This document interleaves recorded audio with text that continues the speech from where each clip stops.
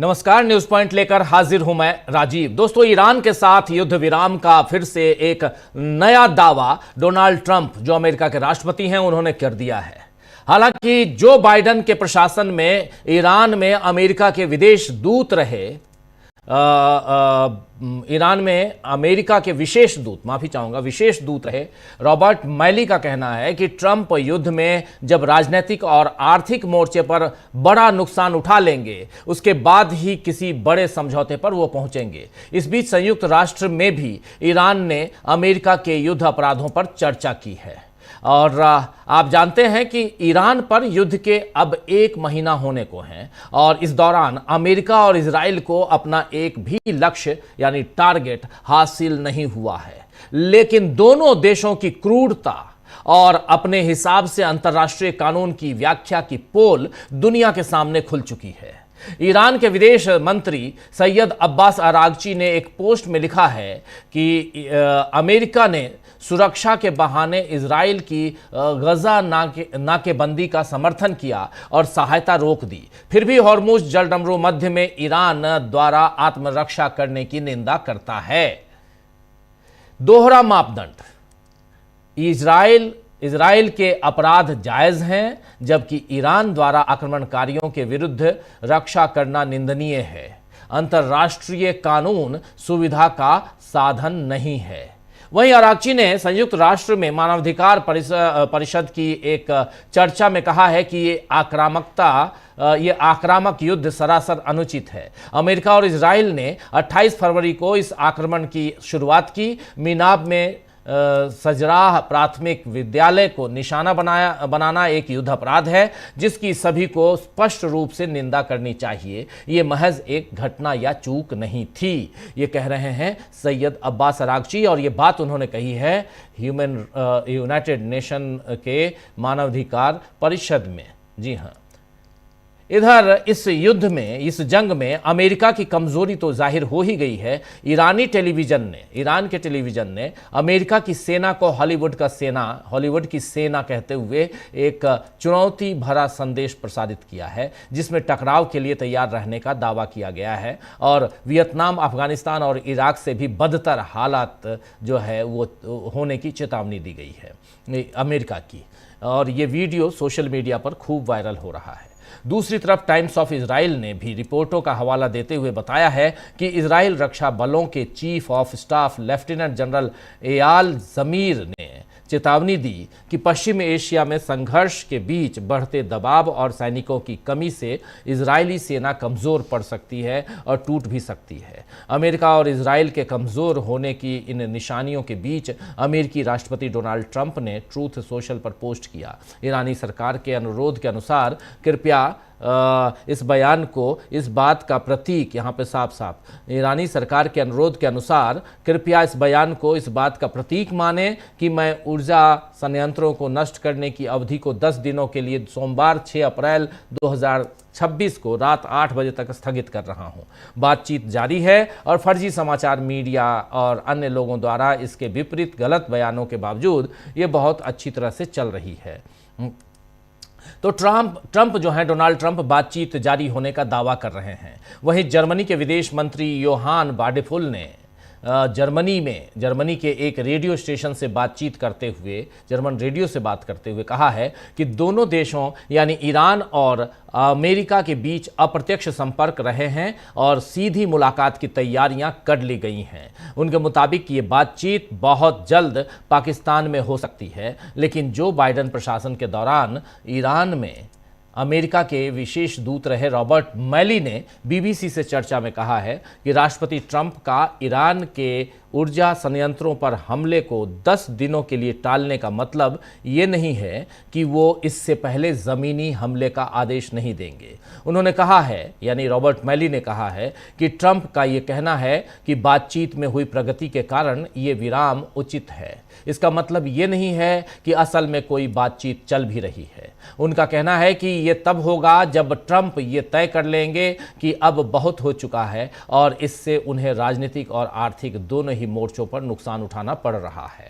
अब सच कौन बोल रहा है और कौन झूठ बोल रहा है या गलत दावे कर रहा है, इसका तो शायद ही कभी पता चले, लेकिन किसी भी लड़ाई में एक मोर्चा सूचनाओं का भी होता है, जहां सच्ची झूठी बातों से दुश्मन के हौसले को डिगाया जाता है। फिलहाल हमलों के मोर्चों पर तो ईरान अमेरिका के सामने तनकर खड़ा दिखाई दे रहा है, तनकर खड़ा है भी। सूचनाओं के मोर्चे पर जीत किसकी होती है, यह देखना भी दिलचस्प होगा। जंग के मोर्चे पर तो जीत अभी तक दिखाई दे रही है कि उसमें ईरान काफी आगे है, लेकिन सूचनाओं के मोर्चे पर क्या यहां डोनाल्ड ट्रंप के अनुसार कहा गया फर्जी मीडिया या सचमुच डोनाल्ड ट्रंप जिस फर्जी बातों को आगे बढ़ाने की कोशिश कर रहे हैं उसकी जीत होगी? वैसे युद्ध की बातें और इन बातों के बीच ईरान इजराइल और खाड़ी देशों पर हमले जारी रखे हुए है।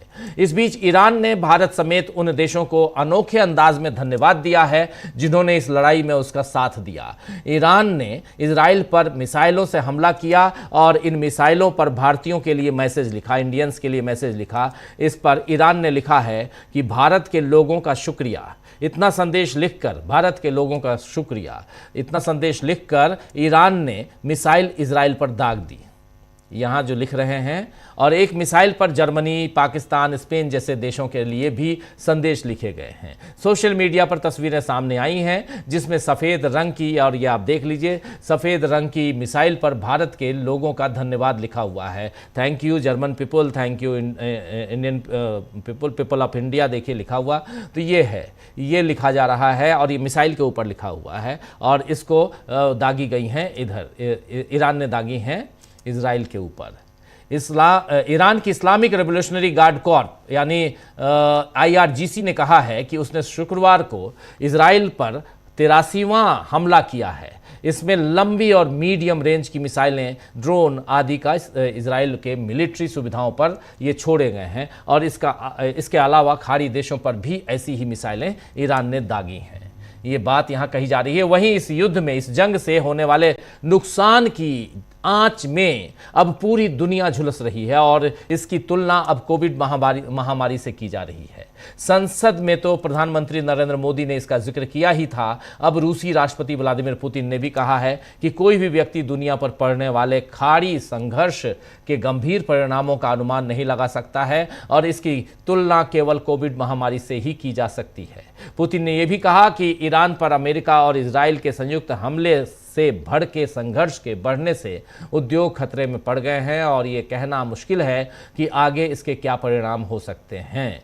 ये बात यहाँ कही जा रही है। इधर रूस ईरान में नागरिक अवसंरचना पर हुए हमलों के संबंध में संयुक्त राष्ट्र सुरक्षा परिषद यानी यूनाइटेड नेशन सिक्योरिटी काउंसिल में बंद कमरे में चर्चा करने का अनुरोध कर रहा है रूस।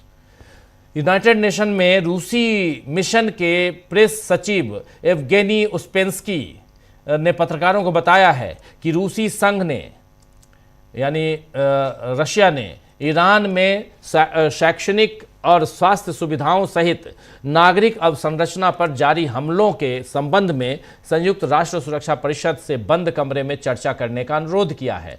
अमेरिका ने इस बैठक के लिए न्यूयॉर्क के समय अनुसार आज 10 बजे का समय निर्धारित किया है। ये 10 बजे का समय निर्धारित किया गया है। तो यूएन की इस चर्चा में क्या कोई समाधान निकलने की उम्मीद है, इस पर निगाहें बनी रहेंगी। लेकिन जिस तरह अब शक्तिशाली देश भी मान रहे हैं कि नुकसान कितना बड़ा होगा, ये अभी कहना मुश्किल है। उसी से समझ में आ रहा है कि अब पूरी दुनिया की आर्थिक और वैश्विक व्यवस्था, सारे समीकरण बदलते हुए दिखाई दे रहे हैं। तो क्या इस नए बदलाव में अमेरिका को मात दे देगा ईरान? इस पर चर्चा करेंगे। ईरान ने कैसे बाजी मार ली है और कैसे यहां झुक गए हैं डोनाल्ड ट्रंप, इन सब पे चर्चा करेंगे। आइए हमारे साथ जुड़े हुए हैं कुछ वरिष्ठ साथी, उनसे पहले आपका परिचय करवाता हूं और फिर आगे बढ़ते हैं। और बहुत महत्वपूर्ण है यहाँ पे अमेरिका के लिहाज से इस पूरे मामले को देखना समझना, क्योंकि अमेरिका जो है वो कहीं ना कहीं इस पूरे मामले में आगे बढ़ने की कोशिश करता हुआ दिखाई देता है। लग रहा था ऐसा कि अमेरिका यहाँ से अपने ढंग से अपनी चाल पर आगे रहेगा, लेकिन यहाँ अमेरिका पिछड़ता हुआ क्यों नज़र आ रहा है, ये सब हम यहाँ चर्चा करेंगे। हमारे साथ 4 वरिष्ठ साथी जुड़े हुए हैं। प्रोफेसर अखिल स्वामी जी हैं, हमारे साथ सुनील शुक्ला जी हैं, हमारे साथ शकील अख्तर जी हैं और हमारे साथ अमलिंदु उपाध्याय जी, हाँ, आप चारों का स्वागत है, इस्तकबाल है, स्वागत इस्तकबाल। अब तमाम दोस्त साथी शुभचिंतक आप सबका जो अब तक जुड़ चुके हैं उनका भी, जो जुड़ने वाले हैं उनका भी यहाँ स्वागत करता हूँ। बार बार ये समय आगे बढ़ाना, प्रोफेसर अखिल स्वामी जी जरा आपसे समझना चाहता हूँ, ये बार बार समय आगे बढ़ा रहे हैं, 10 दिन का समय और बढ़ा दिए, क्या माना जाए इसको? देखिए राजीव जी, ये एक डिसेप्शन भी हो सकता है, ये एक धोखा भी हो सकता है, और ये भी हो सकता है, देखिए दो ही विकल्प हैं। या तो डोनाल्ड ट्रंप को समझ में आ गया है कि लंबी लड़ाई वो लड़ नहीं सकते, जैसे स्पेन ने, जर्मनी ने, जापान ने अपने हाथ खींच लिए हैं और खुले संदेश दिए हैं। जिस प्रकार से सारे देशों ने, छोटे छोटे देशों ने भी अमेरिका के खिलाफ आवाज उठानी शुरू कर दी है, तो या तो डोनाल्ड ट्रंप को यह समझ में आ गया, लेकिन उसकी संभावना मुझे कम नजर आती है। उसके कारण यह है कि इजराइल की लॉबी का जो दबाव है उनके ऊपर, आपको पता है कि इजराइल को बनाने में अमेरिका ही का बहुत बड़ा योगदान है, और वो बनाया इसलिए गया था कि गल्फ कंट्रीज के अंदर जो पूरे एनर्जी के रिसोर्सेज हैं उनके ऊपर कंट्रोल किया जाए। जो ज्यादा संभावना मुझे लगती है, हो सकता है, भगवान से मेरी प्रार्थना है, जो मैं सोच रहा हूं वो गलत सिद्ध हो, सही सिद्ध ना हो, लेकिन मुझे लगता है डोनाल्ड ट्रंप अब बिल्कुल बदहवास हो गए हैं, डेस्परेट हो गए हैं, और शायद जैसे कल उनका स्टॉक मार्केट बंद होगा, और जब बंद होगा उसके बाद शायद वो कुछ दुस्साहस कर सकते हैं। देखिए इसी प्रकार की घटना 80 साल पहले हमने देखी थी, जब वर्ल्ड वॉर 1 वर्ल्ड वॉर 2 हुई थी, और उस समय इसी प्रकार का एक आदमी जर्मनी में था, और उसने पूरे विश्व को ऐसी आग में झोंक दिया था कि उस समय जर्मनी के लोग उसका नाम जपते थे, और आज जर्मनी में उसका नाम लेने से दंड मिलता है। तो देखिए उसी प्रकार की घटना आज घट रही है, और ये पुतिन ने बिल्कुल सही बात कही, और ये तो हमारे भारत की देश की जनता है जिसने सरकार के ऐसे रुख के बावजूद कि उसका आप अध्ययन करके निष्कर्ष नहीं निकाल सकते, ईरान की जनता के साथ खुल के खड़े हुए। ईरान को भी ये महसूस हुआ कि भारत की जनता उनके साथ खड़ी है, और विश्व के सभी देशों की जनता, क्योंकि देखिए हम लोग धर्म के साथ रहने वाले लोग हैं, हम न्याय के साथ रहने वाले लोग हैं। जब हमें पता है कि शांति वार्ता चलते समय अगर इजराइल एक प्रीएम्प्टिव अटैक करता है, और ये अटैक इसलिए करता है कि प्रोवोक करे और लड़ाई छिड़ जाए, ये बिना सोचे समझे कि विश्व की अर्थव्यवस्था पे इसका क्या असर पड़ेगा, तो हम तो देखिए हमेशा पांडवों के साथ खड़े रहेंगे, हम तो हमेशा धर्म के साथ खड़े होंगे, हमेशा सत्य के साथ खड़े होंगे। और आज के तारीख में अगर कोई भी ऐसी ऑर्गेनाइजेशन जो ईरान के हमलों का तो निंदा करती है, लेकिन ईरान के ऊपर प्रीएम्प्टिव अटैक करके, जैसे वहां के अयतुल्ला को मारा गया, शहीद किया गया, वहां बच्चों को मारा गया, और जिस प्रकार से इस प्रकार के दंभ भरे गए कि हम इजराइल को मिट्टी से मिला देंगे, मुझे लगता है इस बात की बहुत संभावना है कि इजराइल जिसका गठन हुआ वो मेरे ख्याल से नक्शे से शायद गायब होने वाला है। और ये डिटर्मिनेशन से, ईरान की डिटर्मिनेशन से, ईरान की जनता की डिटर्मिनेशन से, और विश्व के सारे देशों की जनता के सपोर्ट से बिल्कुल क्लियर हो रहा है कि विश्व का जनमत आज के तारीख में ईरान के साथ है, क्योंकि ईरान सताया हुआ देश है, और इजराइल वो देश है जिसने ईरान को जबरदस्ती युद्ध में धकेला है। अमेरिका के लिए भी यह बेटर है, अगर डोनाल्ड ट्रंप चाहते हैं कि उन पर बदनामी का दाग न लगे, बदनुमा दाग न लगे, रिजाइन कर दें, चले जाएं, रिटायर हो जाएं, किसी नए आदमी को आने दें, शांति वार्ता हो, विश्व में शांति स्थापित हो। वरना कहीं ऐसा ना हो कि अमेरिका में भी एक अब्राहम लिंकन का नाम बड़ी श्रद्धा से पूरा विश्व लेता है, और ऐसे भी नाम लें कि लोग फिर नाम लेने से कतराने लगे। जी बिल्कुल बिल्कुल, आप सही कह रहे हैं कि लोग नाम लेने से कतराने लगे हैं। और आपने अभी जर्मनी का जिक्र किया, सेकेंड वर्ल्ड वार का जिक्र किया, और सेकेंड वर्ल्ड वार के कर्ता धर्ता जो थे उनका नाम जर्मनी में खुद जहां के लिए उन्होंने लड़ा, उसी देश में उनका नाम लेना भी गुनाह माना जाता है, पाप माना जाता है। और इसलिए यहाँ पर अब आज की तारीख में क्या अमेरिका में भी किसी का नाम लेना आने वाले समय में गुनाह माना जाएगा? देखा जाएगा। लेकिन जरा इधर आते हैं और आगे बढ़ते हैं। शकील जी, आपके पास आना चाहता हूं। भारत में जो कुछ चल रहा है वो तो हम देख ही रहे हैं, लेकिन चलेंगे आपके पास भी उसी सवाल के साथ आता हूं। और सवाल बहुत इंपॉर्टेंट हो जाता है, इसलिए बार बार मैं इस सवाल के साथ आना चाहता हूं आप लोगों के बीच कि डोनाल्ड ट्रंप ने पहले 5 दिन का बोला कि कुछ स्पेसिफिक जगहों पे हम बम्बार्डिंग मिसाइल इस्तेमाल नहीं करेंगे। स्पेसिफिक, टोटली 100% सीज फायर की बात उन्होंने नहीं की, लेकिन हाँ स्पेसिफिक, जैसे कि ऊर्जा जो ठिकाने ऊर्जा के हैं वहाँ पे या परमाणु ठिकाने हैं वहाँ पे इन खासकर इन 2 जगहों पे नहीं करेंगे हम। ठीक, अच्छी बात है, बहुत अच्छी बात है। फिर 10 दिन का बढ़ाने का क्या मतलब है? अभी फिर 10 दिन बढ़ाया है। बात ये भी कह रहे हैं कि हमारी खूब अच्छे ढंग से बातचीत चल रही है, अच्छी बात चल रही है ईरान के साथ में। तो ये बातचीत चल रही है तो इजराइल क्या कर रहा है? आखिर इजराइल क्यों मिसाइलें दाग रहा है? इजराइल ने क्यों IRGC के नेवल विंग के चीफ को मार डाला, जबकि उस समय तो सीज फायर की बात कही गई थी?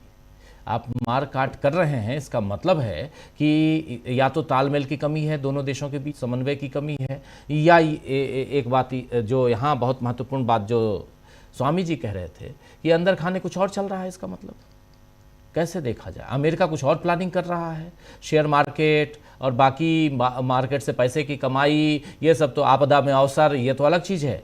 लेकिन इसके अलावा और भी कई तैयारियां, क्योंकि एक खबर और भी आ रही है कि इस बीच 10,000 सैनिकों को यहाँ उतारने की प्लानिंग कर रहा है अमेरिका मिडिल ईस्ट के जरिए इसमें ईरान में।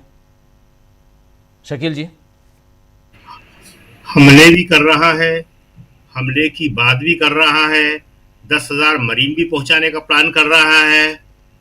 फिर बातचीत कैसी? फिर बातचीत की बार बार क्यों कर रहे हैं? फिर 10 दिन का टाइम क्यों दे रहे हैं जी? दरअसल ट्रंप जो है बहुत बुरी तरह फंस चुके हैं, उन्हें कोई रास्ता सुझाई नहीं दे रहा है, और इजराइल जो है अब उन पर लगातार दबाव बढ़ाता चला जा रहा है। पहले अमेरिका का दबाव हुआ करता था इजराइल पे, आज उल्टा इजराइल का दबाव हो गया। इजराइल कह रहा है कि आप अब पीछे नहीं हट सकते। अरे अगर बातचीत हो रही है, आपको गिफ्ट मिल गया है, आपको सुप्रीम लीडर बनाने को तैयार हो गए हैं वो, तो आप जो है युद्ध रोक क्यों नहीं देते? युद्ध वो नहीं रोकता है जिसके ऊपर हमला हो रहा हो या जो डायरेक्ट लड़ रहा हो। ईरान कोई अमेरिका पे तो हमला कर नहीं रहा, 1 महीने में उसके ऊपर तो कोई हमला किया नहीं अमेरिका पे। ना उसके पास इतनी बड़ी मिसाइल, इतनी दूर जाने वाली मिसाइलें हैं कि 10,000 किलोमीटर चली जाए। वो मैक्सिमम जो है वो 4,000 वाली अभी तक सामने आई है।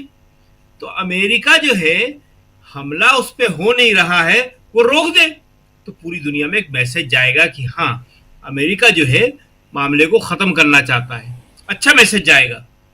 लेकिन वो करने के बदले वो रोज नई बातें कर रहे हैं कि 10 दिन के लिए बढ़ा दिया है, और बढ़ा दिया है इसका मतलब ये है कि हम ऊर्जा संयंत्रों पे हमला नहीं करेंगे लेकिन बाकी हम रोकेंगे नहीं। तो क्या मतलब हुआ इसका? देखिए, आज जो है 2 घटनाएं हमारे ख्याल में बड़ी इंपॉर्टेंट रही। एक, ईरान ने भारत के लोगों का जो शुक्रिया अदा किया है, ये बड़े समझने की बात है। उसने गवर्नमेंट ऑफ इंडिया का नहीं किया जी, पीपल ऑफ इंडिया का किया है। जो 4 जहाज उसने छोड़े हैं, निकलवा दिए हैं, वो पीपल ऑफ इंडिया के लिए, भारत की जनता के लिए। ये पीपल टू पीपल का कनेक्शन है और ये बहुत बड़ी बात है।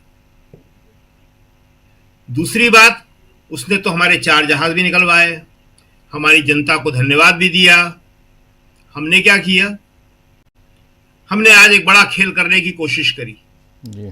पूरा देश जब एक बड़ी मुसीबत में घिरा हुआ है, आप कह रहे हैं कि बहुत बड़ी समस्या है, तब आप उनको बेवकूफ बनाने की कोशिश कर रहे हैं। एक्साइज ड्यूटी सुबह ही सुनने की घोषणा करके पूरे देश में यह मैसेज दिया गया कि पेट्रोल सस्ता हो रहा है। ये एक्साइज ड्यूटी जो है तेल कंपनियों को लाभ पहुंचाने के लिए कम करी गई है। और तेल कंपनियां भी कौन सी? प्राइवेट तेल कंपनी। प्राइवेट तेल कंपनी किसकी है सबसे बड़ी देश में? अंबानी की। पता नहीं जनता इन बातों को कब समझेगी, कब नहीं समझेगी कि जो एक्साइज ड्यूटी घटाई है उसकी कोई राहत उसको नहीं मिलेगी। और उसको बेवकूफ बनाने के लिए कहा क्या जा रहा है कि अगर बढ़ाया नहीं हमने तो ये भी तो राहत है। अगर हम कंपनियों को ये राहत नहीं देते तो तुम्हारे ऊपर थोप देती। कैसे थोप देती? मनमर्जी चल रही है। हमने आपको नहीं मारा, आपको नहीं पीटा, ये आपको राहत है। शुक्रगुजार होइए हमारे, मानिए इस बात को। इस समय जो है ट्रंप तो बहुत बड़ी मुसीबत में घिरे हुए ही है। खुद हमारे प्रधानमंत्री को अपनी छवि निखारने की, वापस बनाने की बड़ी जद्दोजहद करना पड़ रही है जी। और उसी के लिए आज किरण रिजिजू ने घोषणा की, जो संसदीय कार्य मंत्री है, कि जो तेल कंपनियों को राहत दी गई है उसके लिए हम सारे सांसद जो है एनडीए के, उनका सम्मान करेंगे, स्वागत अभिनंदन होगा। वाह भाई वाह। किया क्या है? कुछ नहीं। दिया क्या है? कुछ नहीं। लेकिन नैरेटिव बना दिया। और नैरेटिव क्यों बनाया? क्योंकि वो लगातार कई समस्याओं में घिरे हुए हैं। उनकी छवि पे लगातार प्रहार हो रहे हैं, 1 2 3 4 हर तरफ से, और इसकी वजह से उनके लिए संभलना मुश्किल है। तो ये जो समस्या है ये वाकई ट्रंप ने विश्वव्यापी बना दी है। हमारे ऊपर तो उसका दबाव लगातार बढ़ते ही चला जा रहा है कि हम क्या करें क्या नहीं करें। आज ये खबरें चल रही थी कि देखिए हम रूस से तेल और खरीद सकते हैं। अरे तेल खरीदने की जितनी भी परमिशन वो दे रहा है उतना ही तेल हम खरीद सकते हैं। ईरान जितने हमारे जहाज छोड़ रहा है उतने ही आ पा रहे हैं। हम एक सार्वभौमिक राष्ट्र, वो कहाँ है? वो कहीं नहीं है। तो इस समय जो ये चल रहा है अमेरिका के लिए ये बहुत बुरा समय है। ईरान जिस तरह लड़ रहा है और ईरान जिस तरह ये कह रहा है कि हमारी तरफ से कोई भी न सीज़फायर हो रहा है न समझौता हो रहा है, ये दुनिया को बहुत बड़ा संदेश है। और अमेरिका को ये समझना चाहिए कि अगर उसने अपनी तरफ से युद्ध नहीं रोका, उसके पास अभी एक कार्ड है कि वो अपनी तरफ से युद्ध रोक दे। उसने 10 दिनों के लिए समय दिया है। वो कहे कि 10 दिनों तक मैं कोई युद्ध नहीं करूंगा, मेरी तरफ से कोई भी हमला नहीं होगा और बातचीत की प्रक्रिया को हम आगे बढ़ाएंगे। तो पूरी दुनिया को विश्वास हो जाएगा कि हाँ, कोई बातचीत की गंभीर पहल चल रही है। बातचीत कौन नहीं चाहता? पूरी दुनिया चाहती है बातचीत से हल निकले। लेकिन बातचीत से पहले जो 5 शर्तें हैं ईरान की, उस पर अंतर्राष्ट्रीय समुदाय को गौर करना पड़ेगा। आखिर हमला क्यों किया? अब ऐसा कोई हमला नहीं होगा, इसकी अंतर्राष्ट्रीय गारंटी देना पड़ेगी। जो नुकसान हुआ है उसका हर्जाना देना होगा। ये सब काम करने के लिए अंतर्राष्ट्रीय समुदाय आगे आने को तैयार है, पूरी दुनिया के नेता आने को तैयार हैं, लेकिन तब जब अमेरिका अपने हमलों को रोक दे और इजराइल से साफ शब्दों में कह दे कि अब कोई हमला नहीं होगा। और एक लास्ट बात कि अभी जो जर्मनी के नेता ने कहा, पाकिस्तान फिर बीच में आ रहा है कि पाकिस्तान में बातचीत हो सकती है, पाकिस्तान मध्यस्थ है। हम दलाल नहीं है ये कहकर काम चला लिया। बहुत ही हल्की बात हमने कही। मध्यस्थता पाकिस्तान कर रहा है, ये अमेरिका की कमजोरी है। जी। हम को जो भूमिका निभाना चाहिए थी वो निभाने में हम असमर्थ रहे, ये हमारे राजनीतिक नेतृत्व की कमजोरी है।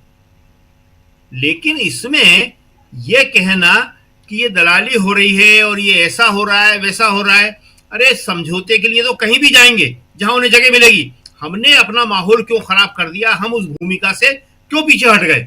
आज तो हम किसी से बात करने लायक नहीं है। सबसे पहली जो बात होना चाहिए थी कि जो कहा है उन्होंने, ईरान के नेताओं ने कहा है कि जो हमला हुआ, जो बच्चियों के स्कूल पर हमला हुआ, वो मारे गए, उसकी निंदा क्यों नहीं? जी, उसकी निंदा क्यों नहीं? जो सुप्रीम लीडर थे, उन सुप्रीम लीडर की हत्या की निंदा क्यों नहीं? जी राजीव जी।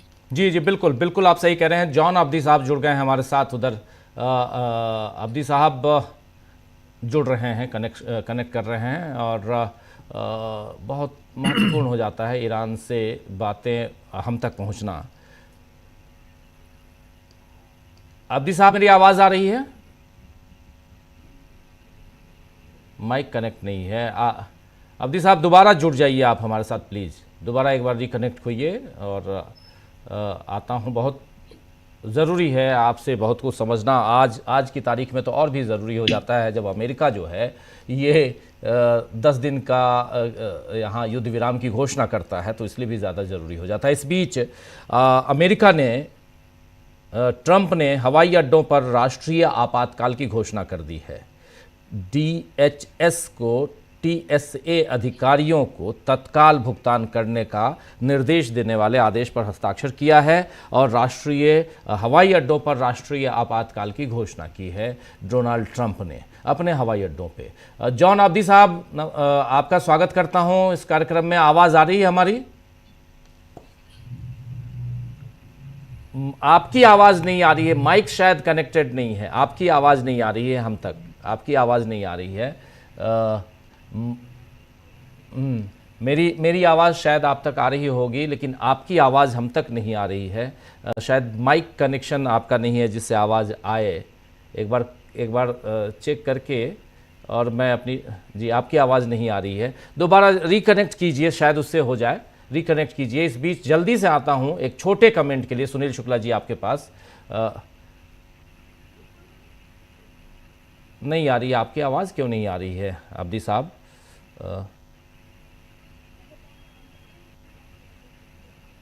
चलिए दोबारा जुड़ते हैं। ये 10 दिन का खेल क्या है सुनील जी?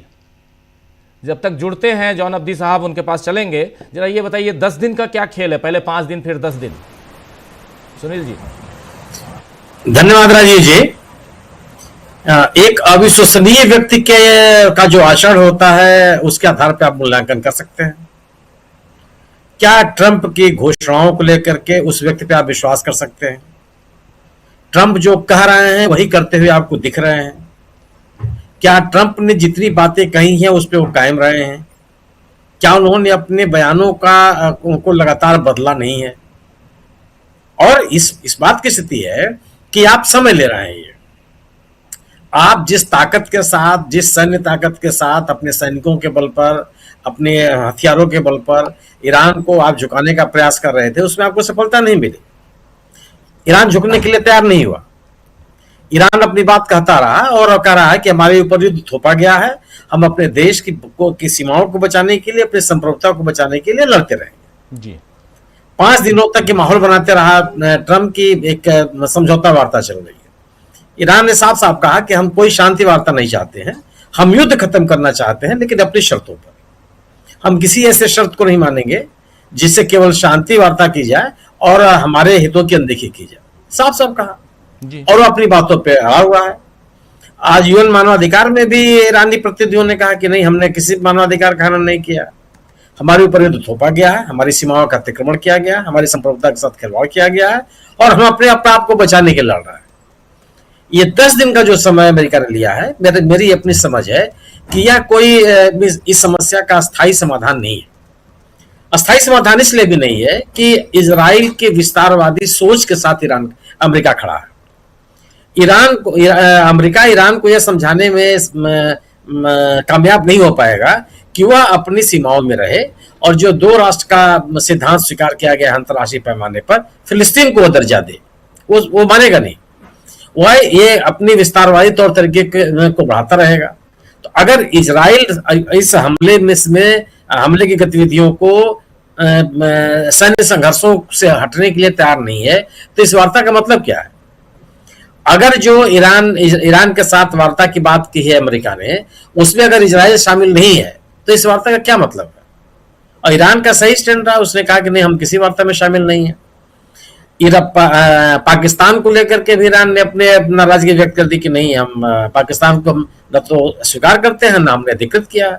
जो दोनों चीजें सामने हैं। और लगातार इस युद्ध में जो अमेरिका की कार्रवाई है जी। आप वीडियो डाउन हो गया सुनील जी का। हाँ, सुनील जी डिस्कनेक्ट हो गया। चलिए कोई बात नहीं। जॉन अब्दी साहब जुड़े हैं हमारे साथ, वो भी डिस्कनेक्टेड हैं। कोई बात नहीं, जल्दी से आना चाहता हूँ। अमलेंदु जी आपके पास फिर आता हूँ, प्रोफेसर अखिल स्वामी जी के पास में। अमलेंदु जी, आपसे भी वही सवाल कि क्या यहाँ अमेरिका कुछ गेम कर रहा है? इन सब के पीछे क्या ये समय इसलिए ले रहा है कि यहाँ बिजनेस भी कर लें और थोड़ा अपनी तैयारी भी कर लें? राजीव जी, दोनों बातें हैं। एक तो जिस तरीके से ईरान ने मार की है तो उनका जखीरा खत्म हो गया है। अमेरिका का। अभी एक रिपोर्ट आई है और रिपोर्ट ये है कि अमेरिका जो है एक साल में 80 से 100 जो टॉम होक मिसाइल कहलाती हैं वो बना पाता है, और एक मिसाइल की कीमत लगभग 35 लाख डॉलर बैठती है। जी। और जो 5 दिन में ही उसने 800 मिसाइल जो है वो दाग दी हैं। 5 दिन में 800 दाग दिए, यानी कि पिछले 8-10 साल का जखीरा उसका खत्म हो गया। जी। इसलिए अब ये तो एक तो हथियारों की कमी हो गई है, और जो जमीनी सेनाएं भेजने की बात हो रही है वो भी इसीलिए हो रही है चूंकि अब मिसाइल से हमले किए नहीं जा सकते, चूंकि वो सामान बचा नहीं है, तो अब जमीनी हमले करने की तैयारी की जा रही है। तो जो 10,000 सैनिकों को भेजने की बात जो आ रही थी वो उसी की तैयारी राजीव जी है कि अब जमीन की तरफ से कहीं से प्रयास किया जाए और जमीन के हमले किए जाए। तो मुझे लगता है कि ये एक तैयारी करने की भी है, और दूसरा इसके साथ साथ जो मार्केट है, खासतौर से ऑयल मार्केट है, उसको थोड़ा स्टेबलाइज करने की कोशिश की जाए, और उसका असर देखने को मिला ये घोषणा करने के बाद तेल के दाम थोड़े से गिरे, और मार्केट भी जो था वो शेयर मार्केट वो थोड़ा सा सुधरा। तो ये इसके पीछे दोहरी रणनीति है, मार्केट को भी संभालना और छल कपट की जो अमेरिका की पुरानी नीति है, वो ट्रंप की नीति नहीं है, पूरे अमेरिका की छल कपट की नीति है। तो उस छल कपट की नीति के जरिए अपनी युद्ध की तैयारी आगे करना, क्योंकि ये अब साफ तौर पर समझ में आ गया है कि अब मिसाइलों से हमले काम करने वाले मतलब चलने वाले नहीं है। और राजीव जी वहां की जो एजेंसियां हैं वो खुद इस बात को स्वीकार कर रही हैं कि जो अमेरिकी बेस थे खाड़ी के देशों में वो पूरी तरीके से तबाह हो चुके हैं। न्यूयॉर्क टाइम्स ने बाकायदा खबर छापी है कि 17 बेस जो हैं वो पूरी तरीके से नष्ट हो चुके हैं, और वहां अब सैनिक रह नहीं सकते, और वहां रह भी नहीं रहे। केवल 3 बेस ऐसे हैं जहां पर थोड़ा सा काम चल रहा है और बाकी वहां सैनिक नहीं है। यहां तक कि वहां से हटाकर उनको सैनिकों को यूरोप भी भेज दिया गया है। तो यानी जो उनके बेस थे जहां से हमले कर सकते थे, यहाँ से आप नियंत्रण कर सकते थे, वो भी अब आपके पास बचे नहीं। तो आप करेंगे तो आखिर करेंगे क्या, हमले कैसे करेंगे? तो ये राजीव जी एक संकट अमेरिका के सामने आ गया है। तो यानी आप ये कह सकते हैं कि चूंकि अब युद्ध में मात हो रही है और अभी इसको जारी रखते हैं तो और ज्यादा मात होगी, अपने फाइटर जेट भेजते हैं तो वो मिसाइल से ही गिरा दिए जाएंगे, तो ये और बदनामी ना हो, भद्द ना पिटे, तो अभी ये कह दिया गया है कि अभी साहब हम 10 दिन के लिए इसको रोक रहे हैं, तब तक कुछ और तैयारियां की जाएंगी। स्वीडन जो इनको सप्लाई करता है हथियारों की, उसने साफ तौर पर कह दिया है कि हम 3 साल तक आपको हथियारों की कोई सप्लाई नहीं कर पाएंगे अमेरिका को। तो ये भी एक संकट आ गया। तो जो ठेकेदार हैं, जो रक्षा के सौदागर हैं, उनके ऊपर दबाव डाला जा रहा है कि 3 साल नहीं, आपको हथियारों की सप्लाई अभी देनी होगी, चूंकि आवश्यकता अभी है। तो ये राजीव जी, और आज जिस तरीके से मतलब कल रात को आपने उसकी प्रेस कॉन्फ्रेंस दिखाई भी थी इसी कार्यक्रम में ट्रंप की, उसके बाद राजीव जी ट्रंप जिस तरीके से रोए हैं, एक तरीके से कहा जाए वो रोना ही कहा जाएगा कि नाटो जो हमारे लिए काम नहीं कर रहा, हमने इतनी मदद की, ये सारी बात। उसके बाद मार्को रूबियो जो है वो तो बिल्कुल एकदम से रो पड़े, और उनका कहना कि भाई हमने जो है वो यूक्रेन की मदद जो थी, जंग हमारी नहीं थी, हमने नाटो की मदद की, नाटो हमारी मदद नहीं कर रहा है। तो ये सारी बातें राजीव जी चूंकि अब ये दिखाई पड़ने लगा है, तो ये संदेश ना जाए दुनिया के बीच में कि अमेरिका पिट रहा है, तो इसके लिए इसको ये भी कहा गया है कि अभी हम उनके ऊर्जा ठिकानों पर हमले नहीं करेंगे। ये नहीं कहा है कि युद्ध रुक रहा है राजीव जी। जी जी स्वामी जी, एक बार जल्दी से आपके पास आता हूँ, फिर अब्दी साहब जुड़ गए हैं। अब्दी साहब आवाज़ आ रही है हमारी? आपकी आवाज़ क्यों नहीं आ रही है इधर? आपका माइक क्यों नहीं आ रही है आवाज़? ये माइक अब्दी साहब, अगर मेरी आवाज़ आप सुन पा रहे हो तो इधर से फ़ोन किया जा रहा है, उसको प्लीज़ उठा लीजिएगा, और थोड़ा वो बता देंगे हमारे साथी आपको कि कैसे जोड़ना है, माइक को कैसे जोड़ना है। आता हूँ, पहले प्रोफेसर अखिल स्वामी जी आपके पास आता हूँ, फिर सुनील शुक्ला जी की बातों को भी आगे बढ़ाते हैं। स्वामी जी ज़रा ये बताइए, चूँकि मामला जो है वो व्यापार का है, इसलिए मैं सोचा पहले आपके पास आ जाऊं और फिर सुनील जी के पास उसको और एलोबरेट कर लेंगे हम लोग। सेंसेक्स आज 1700 पॉइंट फिर गिर के बंद हुआ है, 1690। आज इधर हिंदुस्तान में डीजल और पेट्रोल से एक्साइज ड्यूटी को कम कर दिया गया, और डीजल पे तो ज़ीरो कर दिया गया है, और उधर पेट्रोल पे 3% पे हम 3 रुपये पे लेके आ गए हैं। कितना फ़ायदा इससे होने जा रहा है यहाँ? और दूसरी चीज़, इस बीच बीच में जंग को रोकने का जो ऐलान करना, इसकी घोषणा करना, इससे कितना फायदा, कितना मुनाफा यहाँ हो सकता है जंग के देशों को, उसमें भी खासकर अमेरिका को?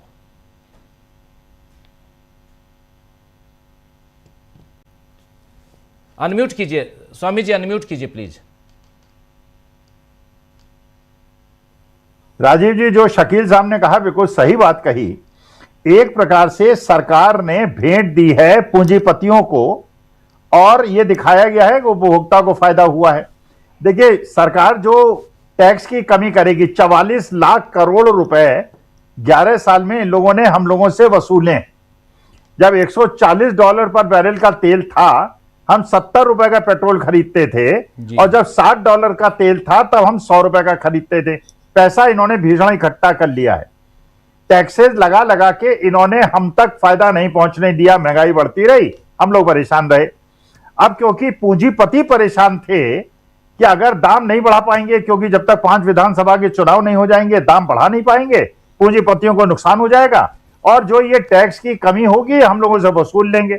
आप देखिएगा जब ये इलेक्शन रिजल्ट्स आ जाएंगे उसके बाद हमारे और आप पे कितना बोझा पड़ने वाला है। मैं शकील साहब से एक और अर्ज करना चाहता हूं। देखिए, ये जो कह रहे थे शकील साहब कि साहब एनडीए के सांसदों को फेसिलिटेट किया जाएगा, उनको ऑनर किया जाएगा। देखिए, अब मौसम बदल गया है। आप भी वीडियो देख रहे होंगे, दिल्ली के अंदर जंगपुरा का एक लड़का कह रहा है कि मेरे परिवार में 9 सदस्य हैं और मैंने 9 के 9 सदस्यों से भारतीय जनता पार्टी को वोट डलवाया था। आज मेरी नौकरी छूट गई है, घर में गैस का सिलेंडर नहीं है, अब मैं नौकरी के लिए इतने परेशान हूं, कसम खाता हूं इनको कभी। और आपने देखा होगा एक पेट्रोल पंप पे एक आदमी अपनी मोटरसाइकिल पे खड़े होकर कह रहा है ये अच्छे दिन थे जिसका हम इंतजार कर रहे थे।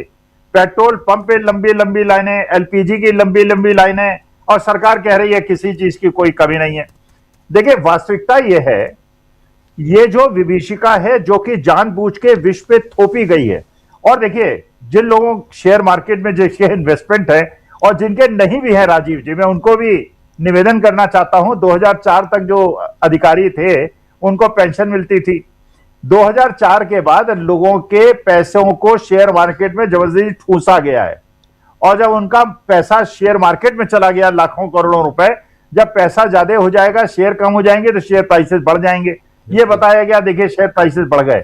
मैं उन लोगों से निवेदन करना चाहता हूं जिनका रिटायरमेंट आ गया है, अगर आपने यूनिफाइड पेंशन स्कीम में शेयर्स में पैसा लगाया हुआ है, अगर इसी प्रकार से शेयर डूबता रहा तो पेंशन तो छोड़िए, 8% इंटरेस्ट तो छोड़िए, कहीं ये ना हो कि जो पैसा आपने जमा कराया वो भी आपको न मिले।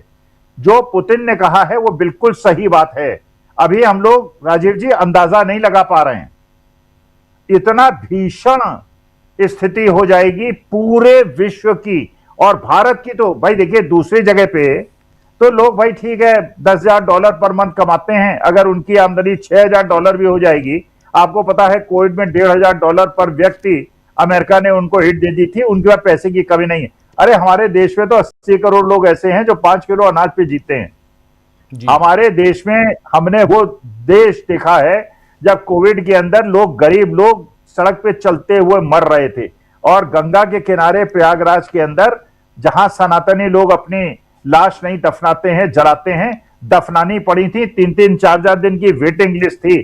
तो देखिए, भगवान करे ऐसा ना हो, भगवान करे मेरे भारत को लोग बचाए रखें, और कम से कम डोनाल्ड ट्रंप को यह अकल आए, अगर विश्व कल्याण की जरा सी भी भावना उनके अंदर है, कल रिजाइन कर दें और विश्व को इस विभीषिका से बचा लें।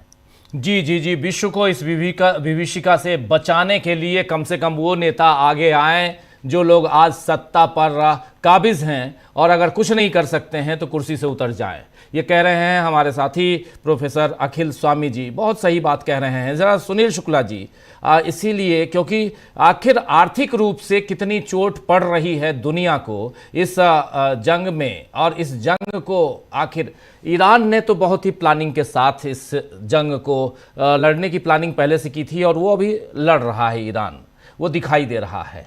अमेरिका कहाँ दिखता है आपको, और आर्थिक रूप से कितनी चोट अमेरिका को पहुंच सकती है, जरा आकलन अगर आपको लगे तो बताइए। और इसमें अमेरिका का बार बार ये सीज फायर की तरफ जाना, बातचीत हो रही है, बयान बदलना, ये मायने क्या हैं? अपनी बात आप रख रहे थे, जरा उसको आगे बढ़ाइए और पूरा कीजिए।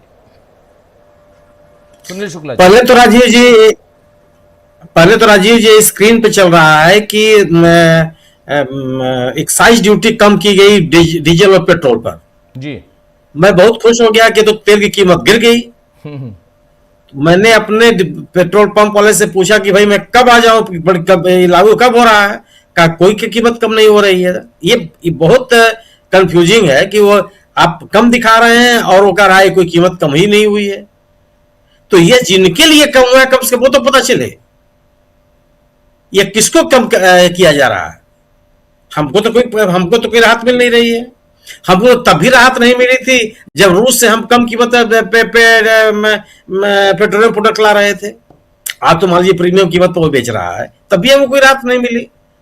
तो यह जो खबरें बताई जाती थी कि रूस बहुत घटी हुई कीमत पर या राहत देते हुए या किसी तरह का प्रीमियम न लेते हुए हमको पेट्रोल दे रहा है और तमाम तेल कंपनियां उससे पेट्रोल या डीजल खरीद रही हैं, हमको तो कोई लाभ नहीं था।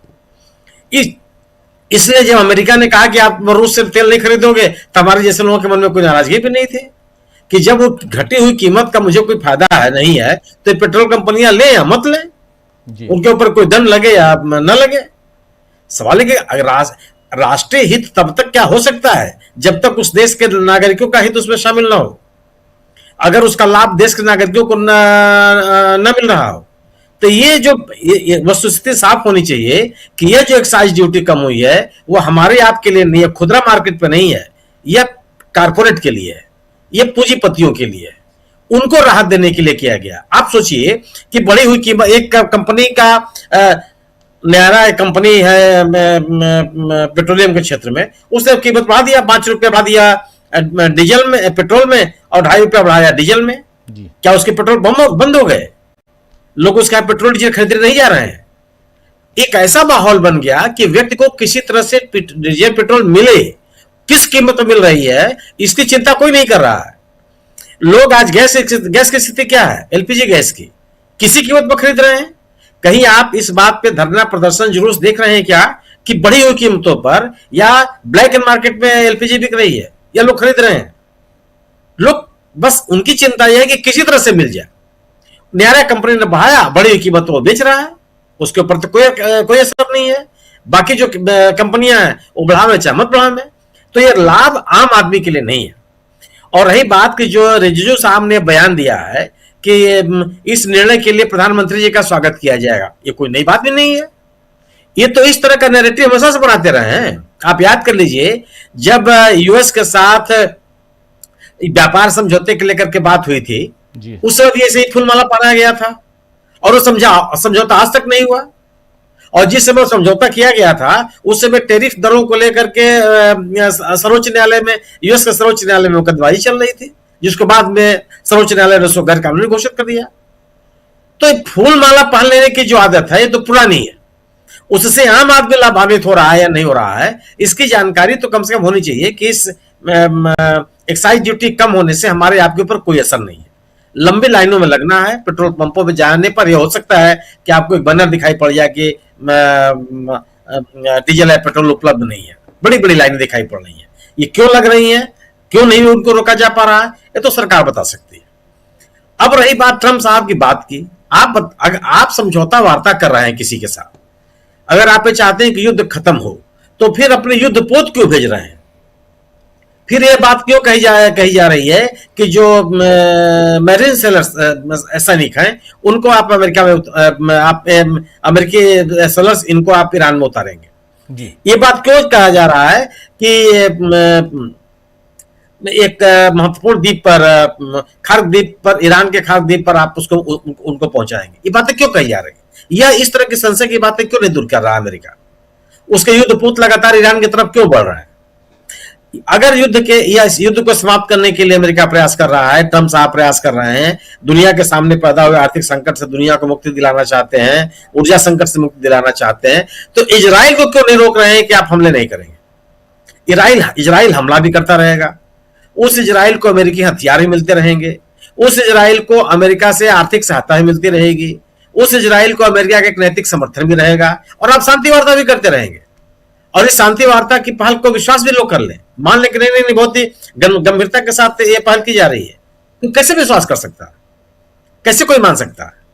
ईरान ने हर देश के साथ एक सदाशयता दिखाई है, एक समर्थन दिखाया है, जो उसके साथ खड़ा है।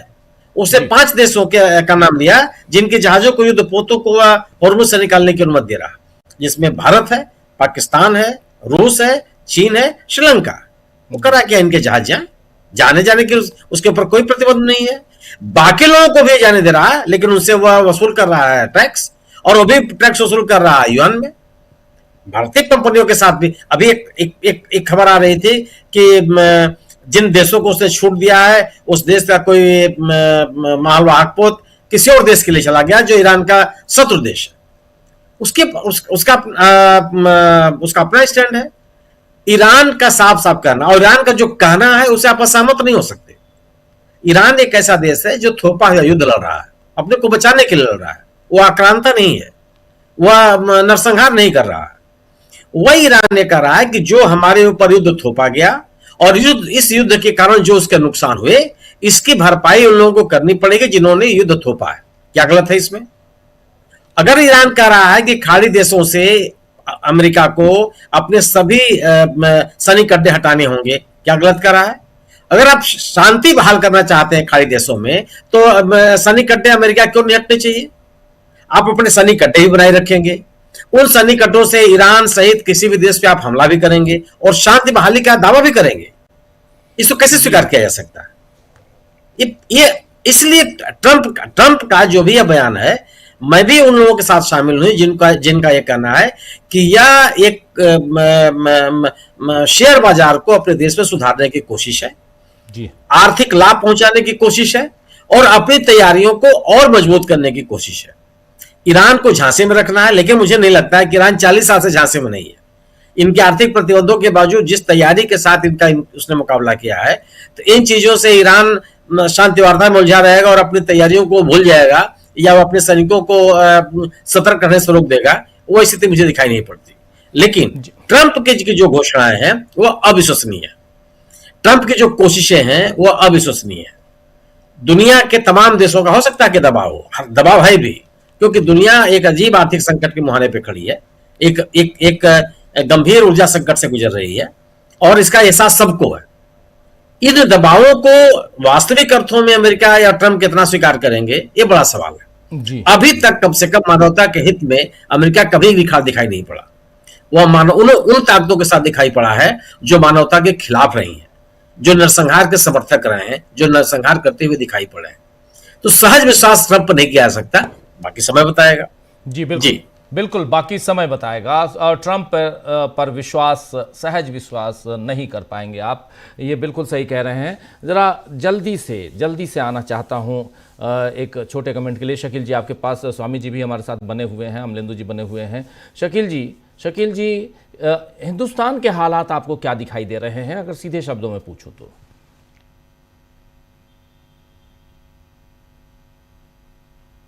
लोगों को विश्वास दिलाना, उनमें हिम्मत पैदा करना, उसमें सरकार पूरी तरह सफल हुई है। एकदम दोहरा रवैया। पेट्रोल पंपों पर भीड़ लगी हुई है, सरकार कहती है कि पेट्रोल की कोई कमी नहीं है। गैस सिलेंडर कहीं मिल नहीं रहा, खुले आम कम से कम ब्लैक में 3000 का मिल रहा है, और ज्यादा जिसको जरूरत हो तो 4 में भी मिल रहा है और इससे ऊपर भी जा रहा है जी। लेकिन सरकार कह रही है एलपीजी की कोई समस्या नहीं है, सबको सिलेंडर मिल रहा है। ये सारी चीजें देश के अंदर बहुत चिंता, घबराहट और पैनिक पैदा कर रही हैं, और इसकी शुरुआत खुद प्रधानमंत्री ने करी लोकसभा में बोल के सबसे पहले, और उसके बाद अगले दिन राज्यसभा में आए। एक दिन मिल गया था मौका, संभल जाते, लोगों में भरोसा पैदा कर देते। फिर राज्यसभा में भी यही कहा कि कोरोना जितने जैसे खराब दिन आने वाले हैं तो क्या करें। पहले तो ताली थाली बजा के इन्होंने कहा था कि बोलो गो कोरोना गो, अब कम सिलेंडर कम, ये नारे लगेंगे, कम सिलेंडर कम, ये नया आ नया जाएगा नारा, सिलेंडर। नया नारा है, नया नारा। हाँ, ये जनता जनता दे रही है, ये जनता सुन के आ रहे हैं हम सारे के सारे। पार्लियामेंट में लोग बता रहे हैं, और कम पार्लियामेंट सिलेंडर आने और जाने के दरमियान जो हम पब्लिक ट्रांसपोर्ट का यूज करते हैं, जी। तो उसमें लोग बताते हैं। तो ये वही कह रहे हैं कि क्या करें साहब, ये ऐसे बोले हम जाके छत पे खड़े होके। तो स्थिति जो है देखिए कितनी खराब है, और इसमें सरकार क्या कर रही है। जो हमने बताया था कि आज हरदीप पुरी के घोषणा के बाद में जो संसदीय कार्य मंत्री हैं, उन्होंने बड़े खुश होकर कहा कि हमें प्रधानमंत्री का शुक्रगुजार होना चाहिए, उन्होंने एक्साइज ड्यूटी खत्म कर दी, अब हम उनका बड़ा सम्मान और स्वागत करने जा रहे हैं। आपको याद होगा 3 फरवरी को किया था, इससे पहले अभी 2 महीने भी नहीं हुए, नहीं, बड़ा तो अभिनंदन हुआ था, ठीक बहुत बड़ी। शकील जी माफी चाहूंगा, वो तो ठीक ही कह रहे हैं, वो तो कंपनियों के लिए कह रहे हैं, कंपनियों के तरफ से उनके प्रतिनिधि के रूप में वो कह रहे हैं कि शुक्रगुजार होना चाहिए, IOCL के प्रतिनिधि के रूप में शुक्रगुजार होना चाहिए, HPCL, रिलायंस, अदानी और ऐसे जितनी भी तेल कंपनियां हैं उनके लिए, उनकी तरफ से कह रहे हैं वो, आपकी तरफ से थोड़ी कह रहे हैं वो। पब्लिक सेक्टर की कंपनियां तो चलिए छोड़ दीजिए जी, लेकिन ये तो शुद्ध फायदा अंबानी को है।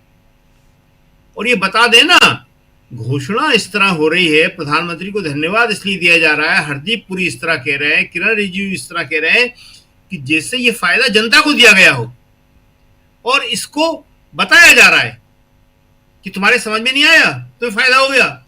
जनाब नहीं आया, अरे ये तेल कंपनियां बढ़ाने वाली थी, हमने इनको पैसा दे दिया कि मत बढ़ाओ, तो हुजूर वो हमको ही दे देते पैसा, उनको क्यों दे दिया। लेकिन नहीं, जनता को राहत नहीं देंगे, उन्हें राहत देंगे। तो 3 फरवरी को एक संसद में बड़ा प्रोग्राम इन्होंने किया था, संसद परिसर में, और बड़ा फूल वूल पहना के प्रधानमंत्री को धन्यवाद दिया गया था। किसके लिए? कि आपने अमेरिका से बड़ी शानदार डील करी। क्या था उस डील में? कि जो कृषि उत्पाद आज तक भारत नहीं आए हैं उनको आने की अनुमति, जो चीजें भारत का किसान पैदा करता है उसे आने की अनुमति। उस कृषि डील के ऊपर आज तक राहुल गांधी बोल रहे हैं कि वो सरेंडर कर दिया। रोज संसद में नारे लगते हैं कि सिलेंडर भी नहीं है और सरेंडर भी हो गया। तो हालत देखिए राजीव जी, आज जो बहुत सारी हम बातें करते हैं, कई चीजें छूट जाती हैं, कुछ होती हैं। आज रुपया कितना गिर गया? 94.81, और गिर तो गया। एक एजेंसी ने, स्वामी जी बता सकेंगे, हमें बताया गया, हम उसका नाम नोट नहीं कर पाए कौन सी एजेंसी थी, उन्होंने कहा, वो कह रही है कि 98 जाएगा, ही 98 जाने वाला है। तो ये रुपया जो है, इसको उम्र के साथ जोड़ते थे मनमोहन सिंह की, अब किसकी उम्र के साथ जोड़ेंगे? 98 जाएगा कह रहे हैं वो, अंतरराष्ट्रीय एजेंसी है, कोई आर्थिक एजेंसी, बड़ी नामी एजेंसी है। हालत इतनी गंभीर हो रही है भारत की स्थिति पे, तो बात हम इसलिए तो नहीं करते कि अपने अमेरिका के बारे में बात कर लो, ईरान के बारे में बात कर लो, इजराइल के बारे में बात कर लो। इस झूठी राहत हम लोग अपने आप को दे रहे हैं जी। अच्छी है राहत, दिल को बहलाने को गालिब खैर अच्छा है, कुछ नतीजा न सही इश्क की उम्मीदों का है, मालूम है जी। क्यों? क्योंकि हमारी सरकार कुछ नहीं कर रही है। आप देखिए कि आज जो तेल कंपनियों का मामला है, कहीं कोई बताने वाला नहीं है। 2014 में जब यूपीए सरकार गई थी, उस समय भारत में 71 रुपए पेट्रोल मिल रहा था, 56 रुपए डीजल मिल रहा था, और अंतरराष्ट्रीय बाजार की स्थिति क्या थी? 106 रुपए से ऊपर डॉलर, 106 डॉलर प्रति बैरल, 106.94 डॉलर प्रति बैरल, और हम 71 का दे रहे थे। और आज मतलब युद्ध शुरू होने से पहले जी $70 हो गया था, $70 पर बैरल, और ये दे रहे थे कितना? 95 पेट्रोल। कितना पैसा कमाया है, भी आंकड़ा दिया स्वामी जी ने, हम सुन रहे थे कि कितना पैसा कमाया इन्होंने पेट्रोल और डीजल से। और अभी इतना झूठा आश्वासन, अगर जनता में सही मैसेज चला जाए, अगर ये गोदी मीडिया सही से बता दे कि भाई साहब कुछ नहीं मिला। आपको राजीव जी याद होगा, हमें तो खैर बहुत अच्छी तरह याद है, क्योंकि हमारे लिए वो ऑफिस जाना रोज एक इम्तिहान से कम नहीं होता था। जैसे ही हम ऑफिस पहुंचते थे तो ऊपर से लेकर टॉप से लेके और नीचे तक इतना पेट्रोल बढ़ा दिया, इतना डीजल बढ़ा दिया, क्या होगा। अन्ना हजारे का झूठा आंदोलन चल रहा था, चारों तरफ माहौल में अफवाहें थी, झूठी झूठ था। तो रात दिन मनमोहन सिंह को, सोनिया गांधी को, राहुल गांधी को कोसने के लिए तेल के बारे में रोज नई अफवाहें होती थी। उसके बाद आज हमको कहीं सुनने को नहीं मिलता कि तेल इतना बढ़ गया है। आज तो वो कह रहे हैं कि 5,000 भी हो जाए सिलेंडर तो लेंगे, और 3,500 हो जाएगा तो लेंगे। ले लीजिए, क्या कर लेगा कोई। लेकिन देश की स्थिति की जो आप बात कर रहे हैं, स्थिति बहुत खराब है, बहुत पैनिक है। और सबसे बड़ी बात यह है कि सरकार लगातार अपनी क्रेडिबिलिटी खोती चली जा रही है। जी सरकार का मुखिया जो है, जी जी जी जी प्लीज, सरकार का मुखिया जो है, सरकार का मुखिया जो है, प्रधानमंत्री जो है, उनके ऊपर एक के बाद एक आरोप लगते चले जा रहे हैं, हर कोने से, हर तरह के। और ये जो अभिनंदन की बात हो रही है, इसीलिए हो रही है कि छवि निखारेंगे। अरे प्रधानमंत्री की छवि निखार लो, पूरा देश साथ में खड़ा हो जाएगा, विपक्ष साथ में खड़ा हो जाएगा, लेकिन देश को राहत कैसे मिलेगी, देश किस तरह से इन स्थितियों का मुकाबला करेगा, ये तो बताइए आप। इसके बारे में कोई कुछ नहीं बता रहा है, कहीं किसी तरफ से कोई वो नहीं है कि होगा क्या आखिर। ये तेल की राहत अगर आज दे देते ये, तो इससे बड़ी राहत मिल जाती। तेल जो 10 रुपए पेट्रोल में इन्होंने कंपनियों को दिया है, अंबानी को कम किया है, वो 10 रुपए डायरेक्ट अगर उपभोक्ता को मिल जाता तो उससे बड़ी राहत मिल जाती। अगर डीजल पे किसान को मिल जाता तो किसान को बड़ी राहत मिल जाती, लेकिन नहीं। और ये मैसेज कहीं नहीं जा रहा है कि ये भाई एक्साइज ड्यूटी घटाइए, ये सारी की सारी प्राइवेट कंपनियों के लिए घटाइए। जो सरकारी कंपनियां हैं, जो पब्लिक सेक्टर की है, वो तो हमारा ही पैसा है, चलो मान लेते हैं उसको हम, कि हिंदुस्तान पेट्रोलियम और एचपी और जितने भी सारी की सारी है। लेकिन ये सबसे बड़ा जो खिलाड़ी है इसमें तो अंबानी है। राहुल यही तो कहते हैं क्रोनिक कैपिटलिज्म। ये क्रोनिक कैपिटलिज्म जो है, ये अंबानी और अडानी के लिए हो रहा है सारा का सारा। इस युद्ध का सारा फायदा इसको मिल रहा है। ये जो पैसा जो है सारा का सारा अमेरिका ले जाके इन्वेस्ट कर रहे हैं, ये भारत से कमा के अमेरिका में ले जा रहे हैं। अरे जरूरत हमें है, हम कहते थे अमेरिका हमारे पास पैसा पहुंचाए, दुनिया से हम इन्वेस्टमेंट लाएं। तो ये सारी उल्टी गंगा बहाई जा रही है, और जनता जो है इस वक्त आप कह सकते हैं बेवकूफ बन रही है। जनता जो है चीजों को ठीक से समझ नहीं पा रही है। क्यों? क्योंकि उसे समझाने वाला नहीं है। असली दोषी ये गोदी मीडिया है। ये गोदी मीडिया रोज एक नई कहानी लेके आता है, रोज इसके पास एक नई कहानी है, और उस कहानी का उद्देश्य एक ही है कि जनता को भ्रमित करना, जनता को बहलाना। देखते हैं कब तक बहलती है, कब तक भ्रमित होती है, क्या हाल होता है। जी जी बिल्कुल बिल्कुल, जनता को भ्रमित करना। लेकिन ज़रा समझना चाहता हूँ स्वामी जी, ज़रा इस इकोनॉमी को ज़रा समझाइए। और दूसरा, ईरान और भी धमकियाँ दे रहा है। अभी ईरान अंडर वाटर जो इंटरनेट लाइनें हैं उसको भी काटने की बात कर रहा है। क्या कुछ खबरें हैं स्वामी जी, और क्या चल रहा है अंदर खाने? देखिए राजीव जी, ये जो सूचना मिली है, पूरा बैंकिंग सिस्टम ठप हो जाएगा, पूरा कम्युनिकेशन ठप हो जाएगा।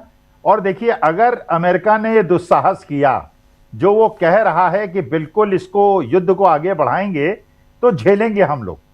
ये तो एक पागलपने की लड़ाई है जो थोपी गई है, और झेलेंगे हम। देखिए, जो शकील साहब ने कहा कि जनता जो है चुप बैठी है, और देखिए अब गोदी मीडिया के हाथ से भी चीजें निकलती जा रही, और इसीलिए आपके चैनल को लोग देखते हैं, और गोदी मीडिया में 3-4 हजार लोग भी व्यूज नहीं मिलते हैं। कारण यह है, अब आप देखिए, माला पहनाने की बात हो रही है, उनके माला पहनाई जाएगी। सबसे बड़ी माला तो मोदी किशोर ने पहना दी है, सबसे बड़ी माला तो सोवराम स्वामी ने पहना दी है। आपने देखा महाराष्ट्र के अंदर एक अशोक खरात नामक आदमी 10-10 लाख रुपए में एक पानी की बोतल बेचा करता था, और खुलेआम गंदा खेल चल रहा था। आज पता चला वहां पे रूलिंग पार्टी का विधायक एक किन्नर के साथ, और फिर एक पता चला, एक साधु महात्मा 35-36 साल के खुद को शिव बताते थे और लड़कियों को पार्वती बता के गंदे काम करते थे। तो मालाएं, देखिए जनता जो है ऐसा नहीं है, जनता की जब पेट पे लात पड़ती है, देखिए राजीव जी वास्तविकता यह है, मैंने भी अपने घर के खर्चे कम कर दिए हैं, जबकि मैं मिडिल क्लास का आदमी हूं भाई। मैं उस स्थिति में नहीं हूं कि जो फल ठेला लेके घूमे बेचारा, सुबह 2000 का सामान खरीदे और शाम को 3000 बेच के 1000 रुपए कमाता था। मैं उस श्रेणी का आदमी नहीं हूं। मैं देख रहा हूं छोटे छोटे खोमचे वालों की सेल खत्म हो गई है, ठेला चलाने वालों की सेल खत्म हो गई है। लोग घर से नहीं निकल रहे हैं, घर में दुबक के बैठ गए क्योंकि हर चीज के दाम बढ़ गए। अगर 3000 का सिलेंडर खरीदेंगे, कहीं ना कहीं खर्चे कम करने पड़ेंगे। और जो शकील साहब ने कहा 98 रुपए में चला जाएगा डॉलर, अब कोई लिमिट नहीं है स्लाइड की, अब कोई लिमिट नहीं है। कारण यह है क्रूड हो गया $112 का। जितना ज्यादा आप डॉलर खरीदेंगे, डॉलर उतना ज्यादा मजबूत होगा, डॉलर का आउटफ्लो उतना ज्यादा होगा। आप इंपोर्ट ओरिएंटेड इकोनॉमी है, इंपोर्ट करेंगे, डॉलर का आउटफ्लो होगा और आपके ऋण जो आपने फॉरेन करेंसी लोन ले रखे हैं राजीव जी, पिछले एक महीने में 4% के आपके आउटस्टैंडिंग लोन बढ़ चुके हैं। इसका मतलब अगर आपने 1 लाख रुपए का लोन बैंक से लिया था, किया धरा कुछ नहीं, अब वो 1,04,000 आपको वापस करना पड़ेगा, क्योंकि इंडियन करेंसी में लोन लेते तो ना होता, फॉरेन करेंसी में लोन लिया था। और क्योंकि डॉलर जो है मजबूत हो गया, रुपया कमजोर हो गया, तो जो हमारे 220 लाख करोड़ के लोन हैं वो अब 230 लाख करोड़ के हो गए। लोग गंभीरता के, लेकिन जब लोगों के पेट में लात पड़ती है ना, जरा बेचारे गरीब लोगों के जो ठेला और समोसे बनाते थे और पकौड़ी बनाते थे, उनकी दुकानें बंद हो गई हैं। घर के सिलेंडर ला ला के किसी प्रकार से 2 रोटी कमाने की कोशिश कर रहे हैं। ये विभीषिका जो पुतिन ने कहा बाकी देशों में तो बाद में आएगी, मेरे भारत माता के अंदर मेरे गरीब लोगों के साथ आ चुकी है। जी जी जी, बिल्कुल बिल्कुल आप सही कह रहे हैं। जरा इधर अमलेंदु जी, आपको भी लगता है कि भारत में हम लोग, हालांकि जो सच्चाई देखिए, आज से लगभग महीने भर पहले, अब महीना चूंकि होने को है, आज 28 दिन हो गए इस जंग के, 29 और 30 2 दिन में महीना हो जाएगा पूरा। और हम लोग शुरुआती दिनों से कह रहे हैं कि इसकी जो मार है वो हिंदुस्तान पे भी पड़ने वाली है, यानी जंग की आंच यहाँ तक पहुँचेगी।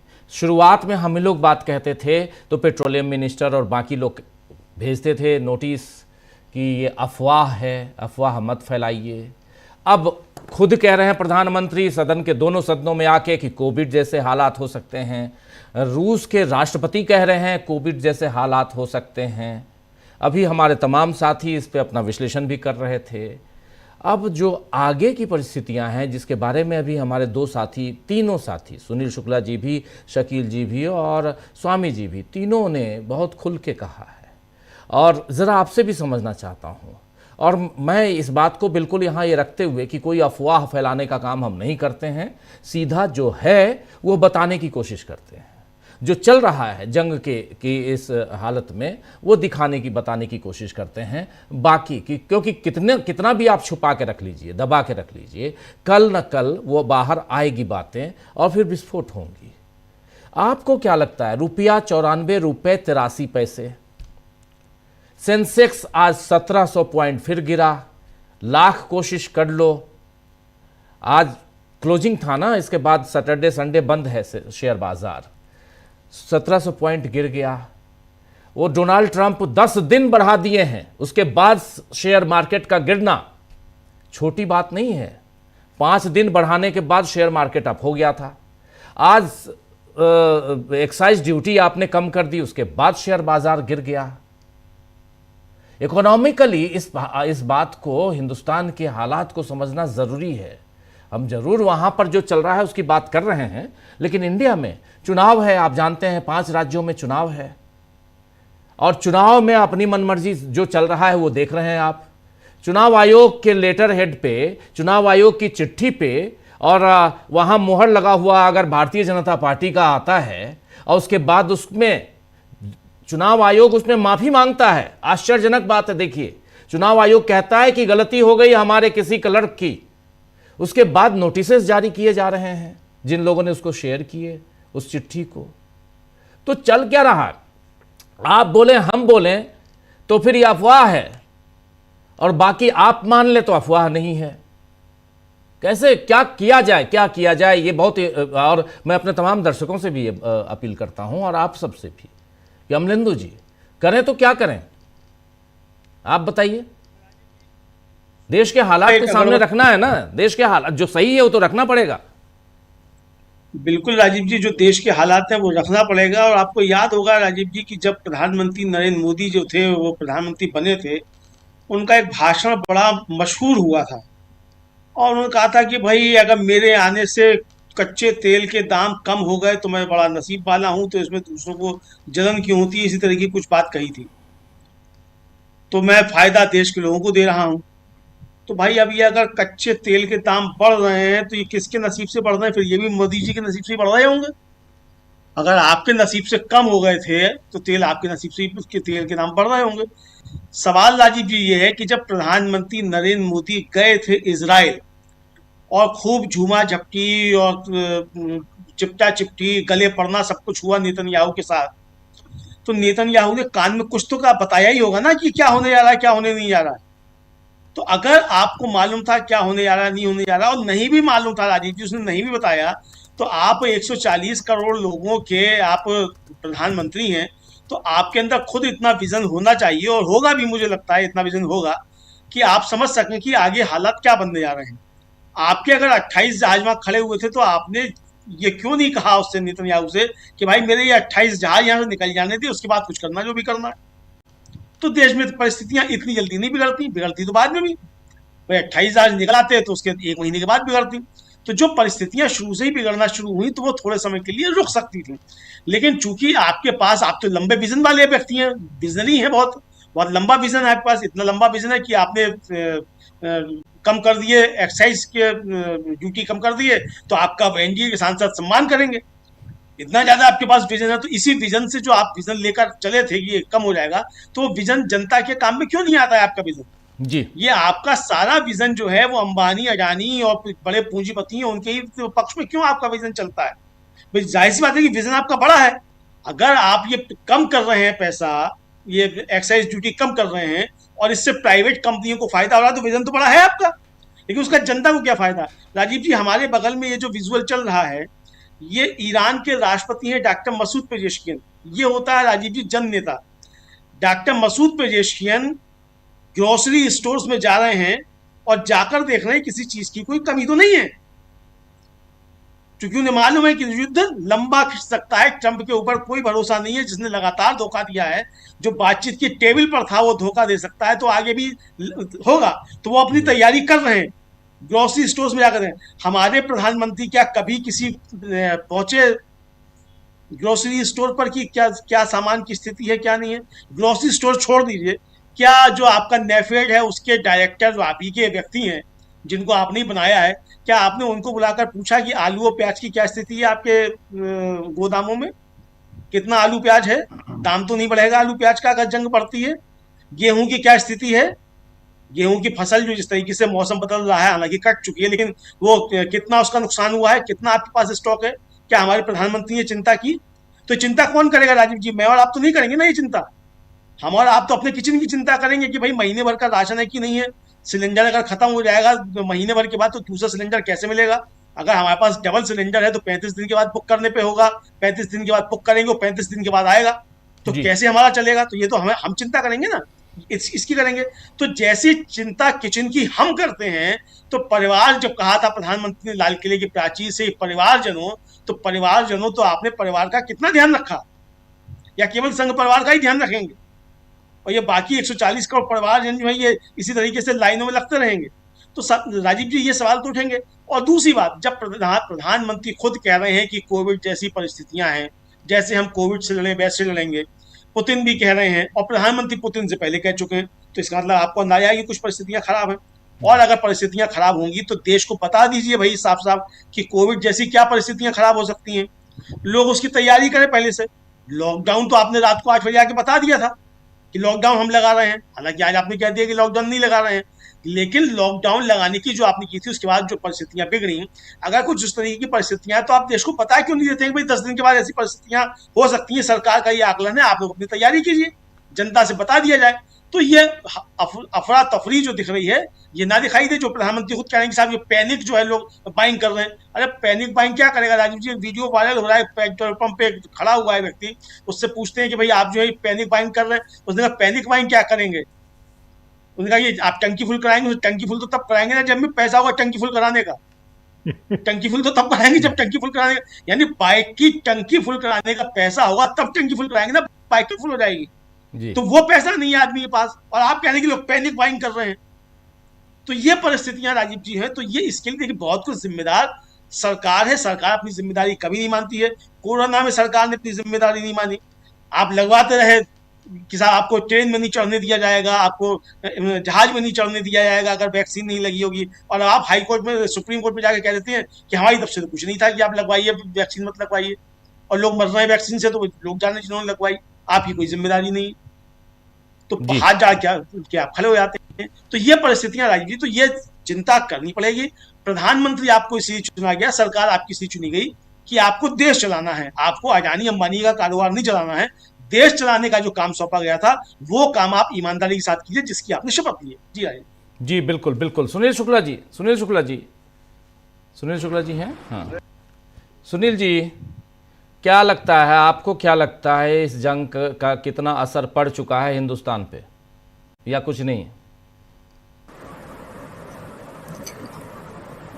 आप 2-3 बार आप कह चुके कि सेंसेक्स कितना रुपया गिर गया। हम सभी बता रहे हैं कि पेट्रोल पंपों पर लाइन लगी हुई है। हम सभी लोग बता रहे हैं कि एलपीजी गैस नहीं मिल रही है। हम सबको पता है कि इस देश में गैस और तेल भंडारण के लिए इस सरकार ने पिछले 1 दशक से कुछ भी नहीं किया है। हम सब लोग बता रहे हैं कि 95 रुपए का डॉलर हो गया है। इसके बाद भी लोगों को ये जानकारी नहीं हो पा रही कि युद्ध का कितना असर है, इस किस दौर में हम पहुंच गए हैं। आपकी जो आर्थिक गतिविधियां हैं किस कदर प्रभावित हुई हैं। चावल बेचने वाला, बासमती चावल बेचने वाला अपना सामान नहीं बेच नहीं पा रहा है कहीं भी। पूरा उत्तर प्रदेश का जो पॉल्ट्री उद्योग है वो प्रभावित है। खुर्जा का में जो व्यापार करने वाले लोग हैं वो प्रभावित है। कालीन के जो भदोही और मिर्जापुर के बेल्ट में काम करने वाले लोग हैं उनका माल डंप पड़ा हुआ है। यातायात के सभी संसाधन बंद पड़े हुए हैं। और अब आर्थिक स्थितियां और कैसे प्रभावित होती हैं। छोटी छोटी चीजें जो भेजी जाती थी, सबका व्यापार बंद है। आज स्थिति है कि प्लास्टिक बनाने वाली कंपनियों में तालाबंदी की स्थिति है। ठेला लगाने वाले जो ठेले पे गैस सिलेंडर के माध्यम से व्यापार करते थे, वो अपना ठेला नहीं लगा पा रहे हैं। कल मैं एक प्लम्बर बुलाया था मैं अपने यहाँ। उस प्लम्बर ने कहा कि साहब अब मजबूरी आ गई है कि गांव जाना पड़ेगा, हम रह नहीं पाएंगे कि सिलेंडर नहीं मिल पा रहा है, खाना कहां बनाएंगे। छोटे होटल जहां कभी कभी वो खा लेते थे, देर से काम से लौटने के बाद जाकर के वो होटल छोटे छोटे बंद हो गए क्योंकि उनके पास गैस नहीं है। कोई ऐसा क्षेत्र है क्या जहां पे इसका असर न पड़ा हो? एक आम नागरिक के मन में यह भय है कि आज उसके स्कूटर में जो पेट्रोल है कल तक वो रहेगा कि नहीं रहेगा, और अगर उसके पास जरूरत पड़ेगी तो वो मिलेगा कि नहीं मिलेगा। ये पूरी की पूरी आशंका क्यों पैदा होगी? आज हम सभी लोग कह रहे हैं कि इस देश के ऊपर कितना आर्थिक बोझ बढ़ गया है इस डॉलर की कीमत बढ़ने से। क्या इन चीजों का असर सब दिखाई नहीं पड़ता? आपके चुप रहने से, आपके न बोलने से स्थितियां टल जाती हैं। सरकार तो चिल्ला रही है कि आप गैस के कोई दिक्कत नहीं है, पेट्रोल की कोई दिक्कत नहीं है, तो फिर क्यों पेट्रोल पंप पे लोग जाके खड़े हो जा रहे हैं? ये कौन, अगर और आप स्टॉक आपके पास है तो पेट्रोल पंप वाले इस तरह का बैनर क्यों लगा दे रहे हैं कि उनके पास पेट्रोल नहीं है, डीजल नहीं है? यह लोगों के मन में अविश्वास की स्थिति क्यों बन गई? सरकार की विश्वसनीयता इतनी घट क्यों गई? कोई अचानक कोई कल्पना करके थोड़े इस हालात बने हैं। लोग अपने इर्द गिर्द चल रही आर्थिक गतिविधियों को देख रहे हैं कि पूरा का पूरा वाणिज्य और व्यापार प्रभावित हो गया। और अगर अमेरिका ये कह रहा है कि हम शांति वार्ता के लिए प्रयास कर रहे हैं, तो अपने नागरिकों को सलाह क्यों दे रहा है कि खाड़ी के देशों की यात्रा न करें? वो क्यों कह रहा है कि रूस की यात्रा न करें? वो क्यों कह रहा है कि सऊदी अरब और संयुक्त अमीरात की यात्रा न करें अपने नागरिकों को? उसने कुछ देशों को कैटेगरी 4 में क्यों डाल दिया? ये लेटेस्ट सुझाव उसने अमेरिकी नागरिकों को जारी किया है। क्यों जारी किया? ये पूरा का पूरा संकट अमेरिका और इजराइल के कारण है, और आप अपने ही नागरिकों को आप बता रहे हैं कि नहीं नहीं नहीं, आप यात्रा मत कीजिए, वहां संकट है, खतरा है, कुछ भी हो सकता है, आपको यूं ही गिरफ्तार किया जा सकता है, आप कहीं फंस सकते हैं। बिल्कुल मत कीजिए अगर आपके लिए आवश्यक नहीं है, बल्कि इन यात्राओं को टालिए। क्यों कर रहे हैं भाई? क्योंकि वह शांति वार्ता तो आप खुद चला रहे हैं। आप अपने नागरिकों को क्यों नहीं कह पा रहे हैं कि बिल्कुल जहां चाहे दुनिया में जाइए, हम शांति बहाल करके रखेंगे, युद्ध नहीं होगा, किसी तरह का संघर्ष नहीं होगा। जिन देशों के साथ संघर्ष चल रहा है उनको हम उनके साथ अपनी विश्वास बहाली करेंगे, कोई सैनिक कार्रवाई नहीं होगी। क्यों नहीं कर पा रहे हैं आप? और अगर आप नहीं कर पा रहे हैं तो आपके शांति प्रयासों में विश्वास क्यों कर लिया जाए? दुनिया क्यों विश्वास कर लेगी? क्यों नहीं माना जाएगा कि आप पूरी दुनिया को एक झांसे में रखना चाहते हैं, एक बहकावे में रखना चाहते हैं, अंधेरे में रखना चाहते हैं? और एक राजनेता से, अमेरिका जैसे राष्ट्रपति, अमेरिका जैसे देश के राष्ट्रपति से यह उम्मीद की जाए कि वह लोगों को झांसे में रखे, ये कितनी चिंताजनक बात है। आप तथ्यों को क्यों नहीं बयान करते? आप क्यों नहीं कहते कि ठीक है, अगर ईरान हमारे साथ समझौता करेगा और नहीं समझौता करेगा, हम ताकत के बल पर उससे समझौता कर लेंगे। कुछ भी आप वो भी करने की स्थिति में नहीं है। ईरान साफ साफ कह रहा है कि नहीं, बिल्कुल नहीं, कोई वार्ता नहीं करेंगे, हम अपनी शर्तों पर वार्ता करेंगे, हमारी शर्तें यह है। और अगर आप शांति बहाली करना चाहते हैं तो अमेरिका की शर्तों, ईरान की शर्तों का स्वीकार कर लीजिए, कहिए कि हाँ, जो जो शर्तें हैं ईरान की हम स्वीकार करते हैं, कोई दिक्कत नहीं है। आप दुनिया की सबसे बड़ी अर्थव्यवस्था है, जो 200, 300 बिलियन, 400, 500 बिलियन डॉलर आपको देना, ईरान को देके फुर्सत पाइए कि ठीक है साहब, ये लीजिए और आप अपना पुनर्विकास कीजिए। आपने एक कमेटी बनाई रखी है गाजा के पुनर्विकास के लिए, ईरान के पुनर्विकास के लिए भी एक कमेटी बना दीजिए और अपने देश का खाता खोल दीजिए कि लीजिए साहब, आप ईरान जितना नुकसान आपको हुआ है अपना निर्माण कर लीजिए। आप क्यों नहीं कर पा रहे हैं? आप ईरान को विश्वास क्यों नहीं दिला पा रहे हैं कि आने वाले दिनों में अगर कोई सैनिक कार्रवाई नहीं होगी ईरान की तरफ से तो कोई युद्ध नहीं होगा? आप ईरान के नागरिकों को क्यों नहीं बता पा रहे हैं कि इजराइल किसी तरह का हमला नहीं करेगा? होर्मुज आइलैंड के नागरिक अपनी सुरक्षा के लिए इजराइल से के पास क्यों नहीं माफी कर रहे हैं कि साहब आ जाइए, हमारी सुरक्षा कीजिए? वो ईरान के सरकार के समर्थन में प्रदर्शन कर रहा है और ये कर रहे हैं कि इजराइल और अमेरिका के हमलों से हमको बचाइए। ईरान सरकार से आग्रह कर रहे हैं कि हम हमारे साथ आप खड़े होइए और उस तमाम सुरक्षा के उपाय कीजिए कि होर्मुज द्वीप के ऊपर कोई संकट ना आने पाए। ये काम ट्रंप साहब क्यों नहीं कर लेते?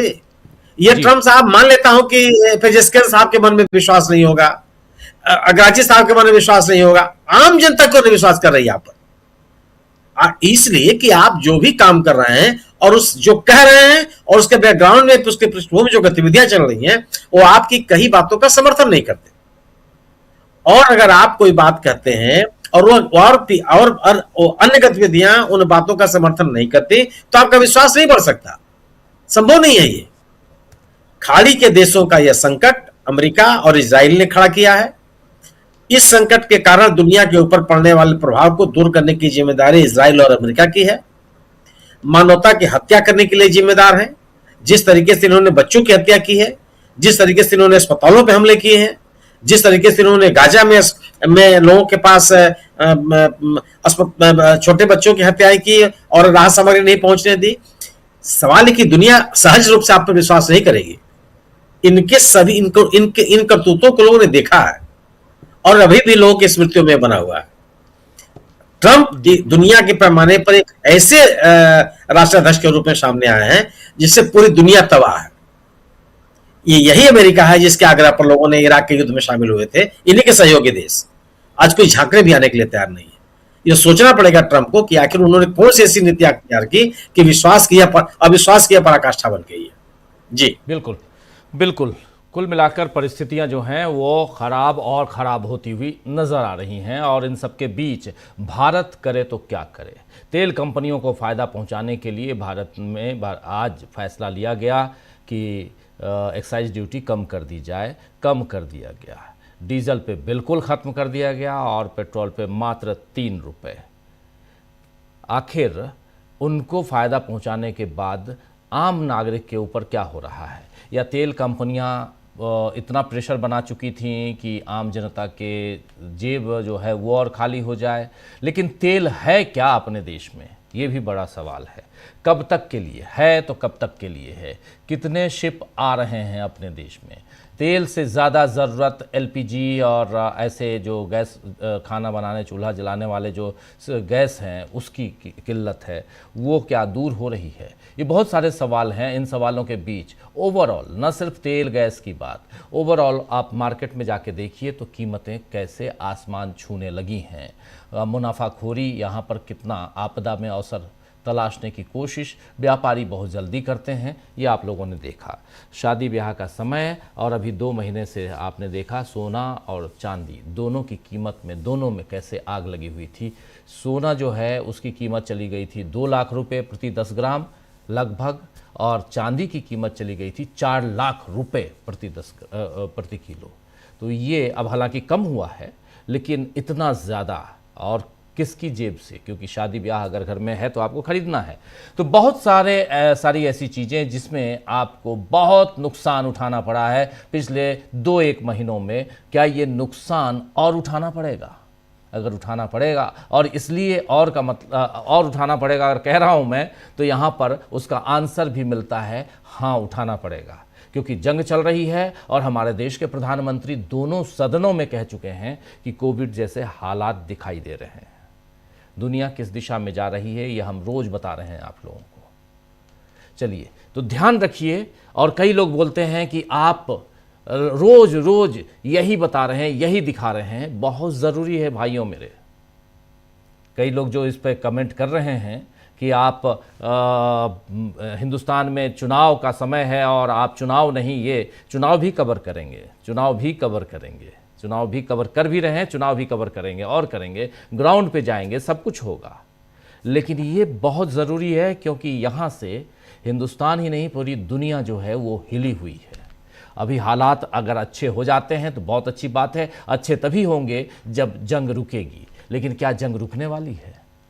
बड़ा सवाल। चलिए, बहुत बहुत शुक्रिया सुनील जी, बहुत बहुत शुक्रिया शकील जी, बहुत बहुत शुक्रिया प्रोफेसर अखिल स्वामी जी और अमलेंदु उपाध्याय जी। आप सबका बहुत शुक्रिया, बहुत धन्यवाद इस चर्चा में बने रहने के लिए। उधर जॉन आब्दी साहब को जोड़ना हम चाह रहे थे, 2-3 बार जुड़